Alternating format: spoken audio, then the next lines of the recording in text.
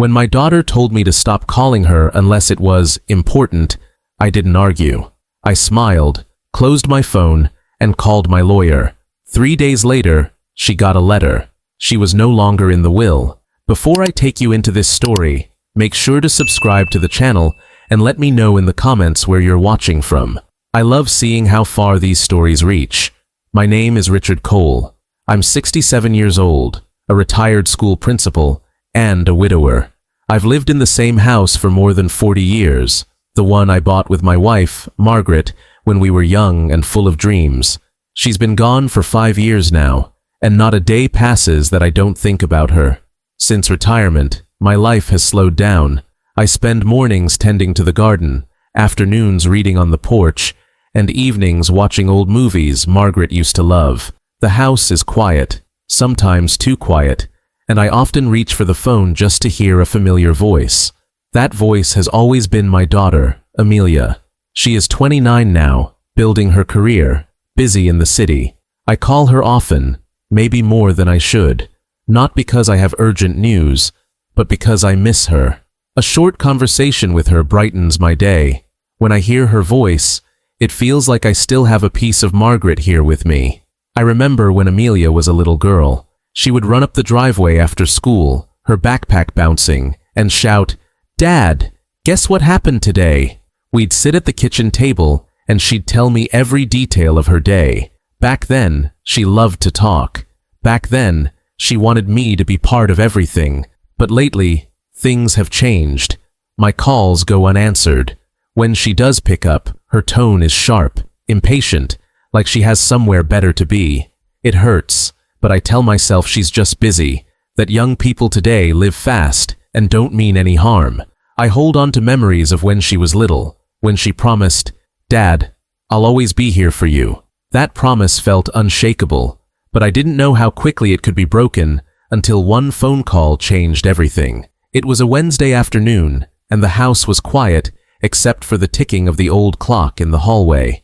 I had just finished watering the garden, the kind of slow, steady work that keeps my hands busy, but leaves my mind wandering. The sun was shining, and for a moment, I thought it might be a good day to hear my daughter's voice.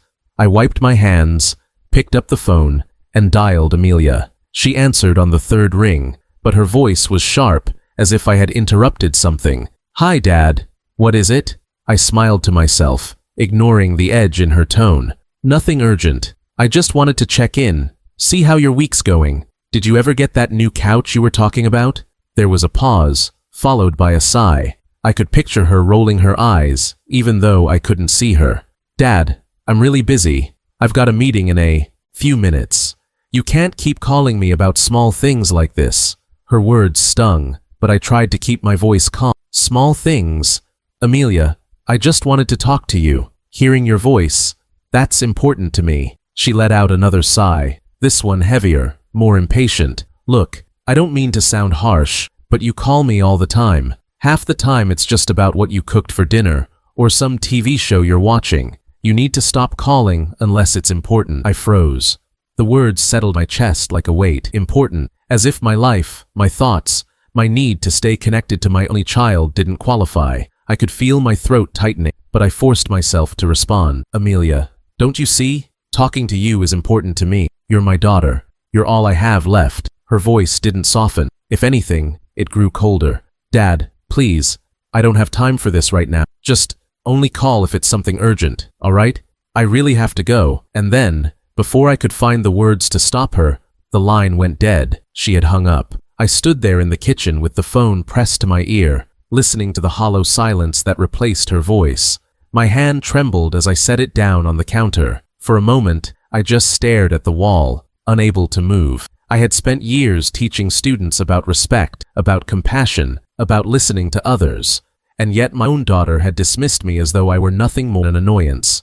The house suddenly felt colder, emptier. The ticking of the clock grew louder, mocking. I thought back to when she was a child, how she used to beg me to come play outside, how she would chatter endlessly about her friends at school. Back then, she wanted me in every part of her life, and now she had drawn a line, telling me I was no longer welcome unless there was a crisis.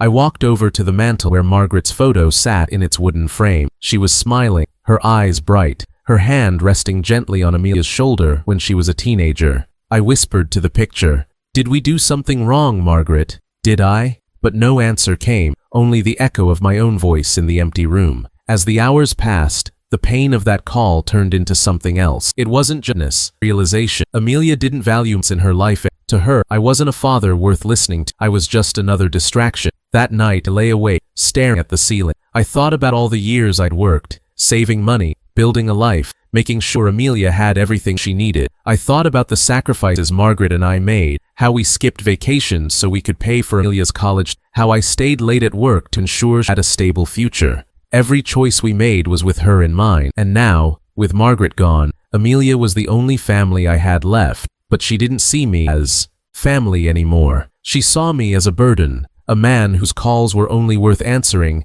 if there was an important reason. The conflict wasn't just about a phone call, it was about what it represented. It was about the respect I had lost, the bond that had been broken. For the first time, I asked myself a question I never thought I'd consider. If my daughter didn't want me in her life, why should she be the one to inherit everything I had worked for? That thought lingered in my mind, heavy and unshakable. By the time the morning sun rose, I knew the path I had to take. The morning after that phone call, I sat at the kitchen table staring into a cup of coffee that had long gone. The house was quiet, but inside, her word kept circling like vultures. Only call if it's important. They weren't just words. They were a message. My daughter didn't see me as part of her life anymore. I was an inconvenience, a voice she didn't want to hear unless it served her. I tried to push the thought aside. I told myself she was busy, stressed, maybe having a bad day. But the more I replayed it, the clearer it became. That wasn't just frustration in her voice. It was dismissal. She had no patience for me, no respect, and if respect was gone, then what was left? I walked over to the living room and looked at Margaret's photo again. She had been gone for 5 years, but her words still echoed memory. "Richard, family is built on love and respect. Without both, it crumbles." I had brushed it off back then, thinking she was just being sentimental. Now I finally understood.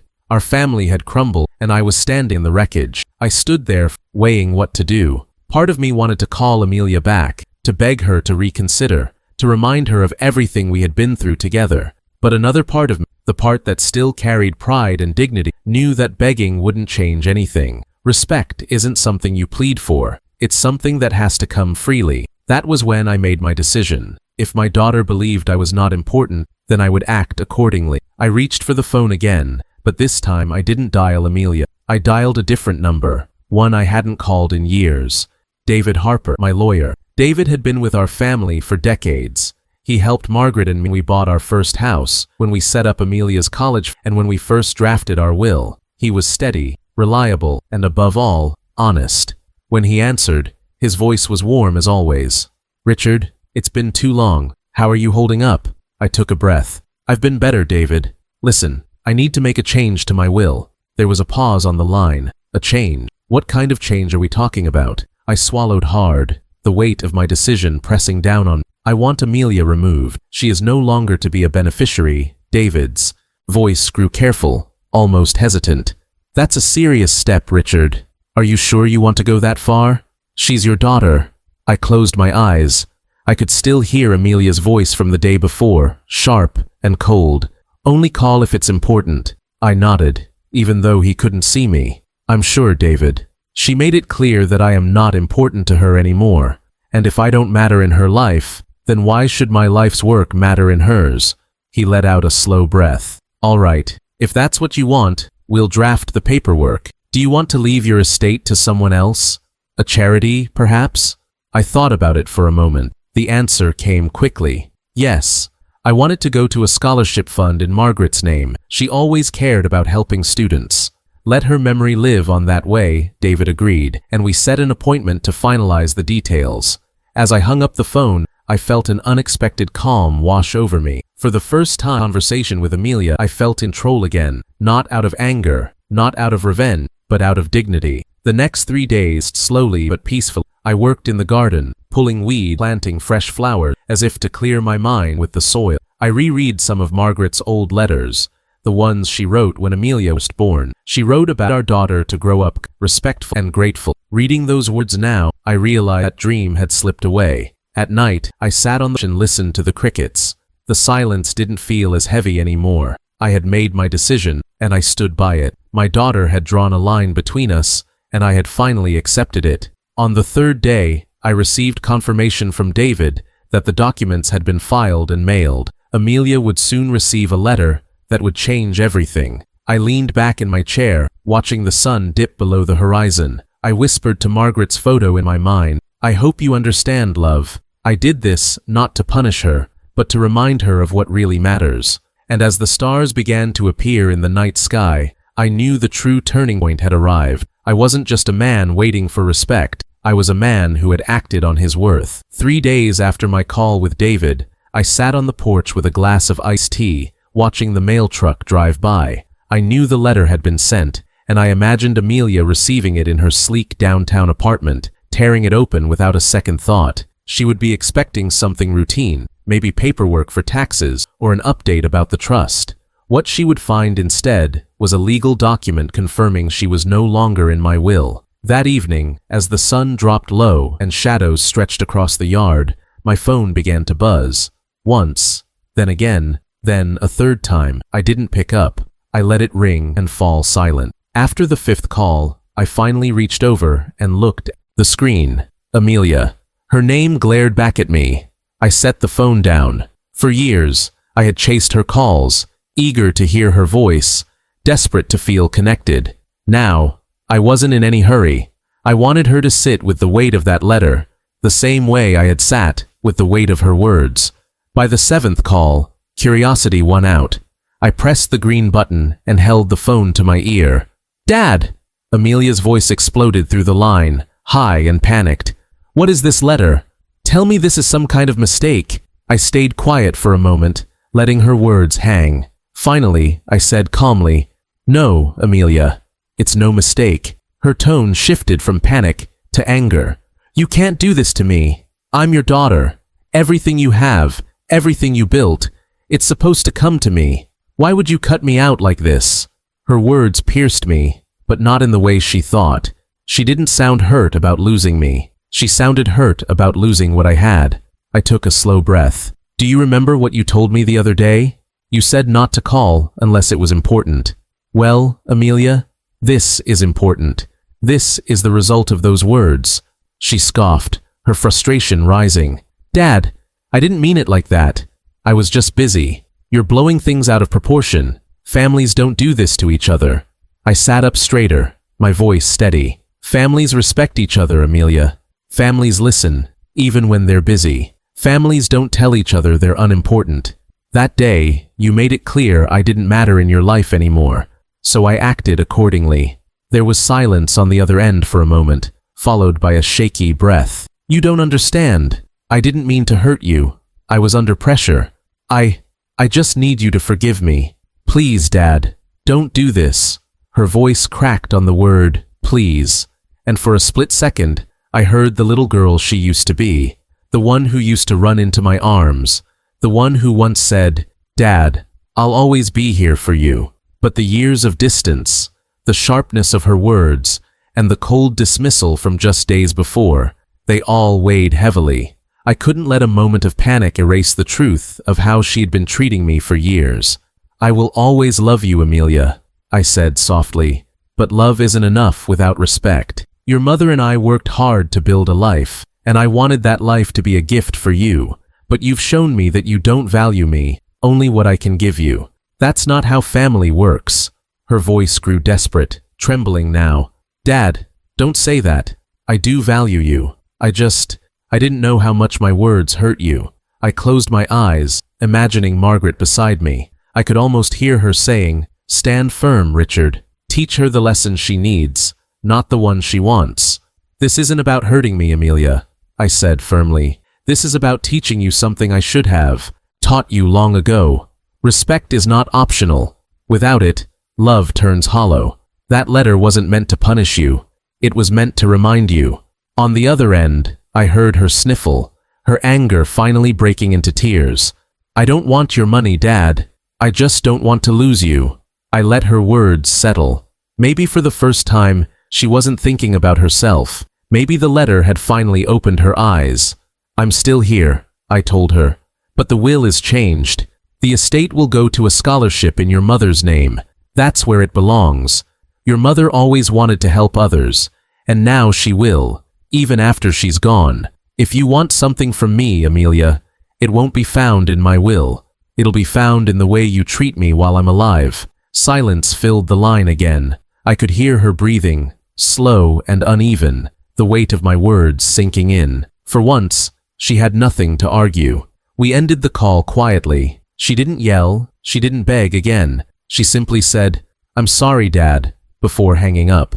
I sat there on the porch long after, the night air cool against my skin. I didn't feel victorious, and I didn't feel cruel. I felt resolved. The deed was done, the lesson delivered. Whether she chose to learn from it was up to her. That night, as I locked the front door and turned off the lights, I whispered to Margaret's photo on the mantel. She got the letter. Maybe now she'll understand. For the first time in years, I felt like I had taken a stand, not just as a father, but as a man who deserved respect. The morning after that difficult call, I woke up earlier than usual. The house was still and quiet, but something inside me felt lighter. For years, I had carried the weight of trying to hold on to a relationship that felt one-sided, always chasing Amelia's attention, always hoping for scraps of the closeness once had. After sending that letter and speaking my truth, I no longer felt like a man begging for respect. I felt like a father who had finally stood firm. I walked out to the garden, coffee in hand, and breathed in the cooling air.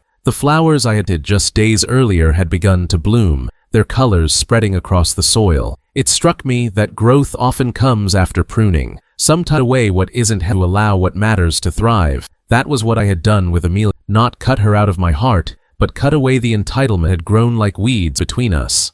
Later that afternoon, my phone buzzed with a from her. It wasn't long or defensive. It was simple. "Dad, can I come by this weekend?" For a moment, I just stared at the screen. My daughter, who hadn't visited it, wanted to come see me. I typed back, "Yes, of course." When Saturday came, she arrived carrying a small bag of groceries, bread, fruit, and a pie. She said she picked up from the bakery near her apartment. It wasn't much, but it was more than she had done in a long time. She looked nervous standing in the doorway, almost like she wasn't sure if she'd be welcome. "Come in, Amelia," I said, stepping aside. My voice was calm, but inside I felt a swirl of emotions: relief, sadness, hope. We sat at the kitchen table, the same place where so much had happened in this house. At first the conversation was awkward. She commented on the garden, asked about the weather, anything to fill the silence.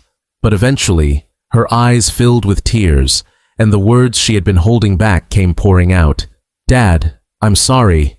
I've been selfish. I let work and my own life make me forget what really matters. When I told you not to call unless it was important, I didn't realize how cruel that sounded. I didn't realize how much it hurt you. I thought you'd always be there, no matter what." I listened quietly, letting her speak. When she finished, I nodded slowly. "I'll always be your father, Amelia. That won't change. But being a father doesn't mean accepting disrespect. I had to show you that words have weight, and that love without respect is empty. That letter wasn't about money. It was about reminding you of what's truly important." She wiped her eyes and whispered, "I understand now. I don't care about the will.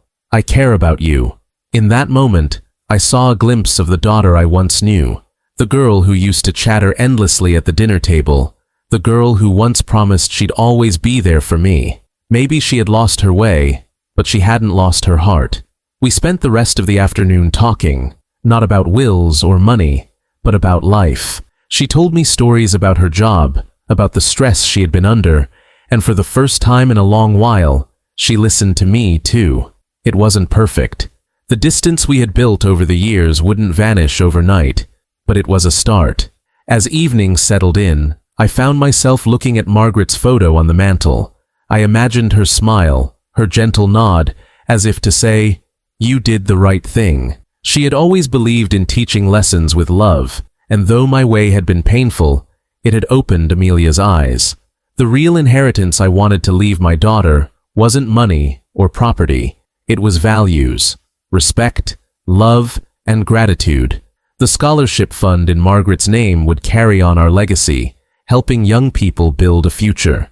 But for Amelia, the real gift was learning that family is not measured by what you inherit when someone is gone. It's measured by how you treat them while they're still here. That night, after Amelia left, I sat on the porch again under the stars. For the first time in years, I didn't feel invisible. I didn't feel like an afterthought. I felt like a father who had finally been heard. And as I tell you this story, I want you to remember something too. Respect cannot be forced, and love cannot survive without it.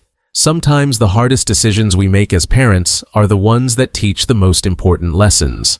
If this story spoke to you, make sure you subscribe to the channel and let me know in the comments where you're watching from. I love hearing your stories too.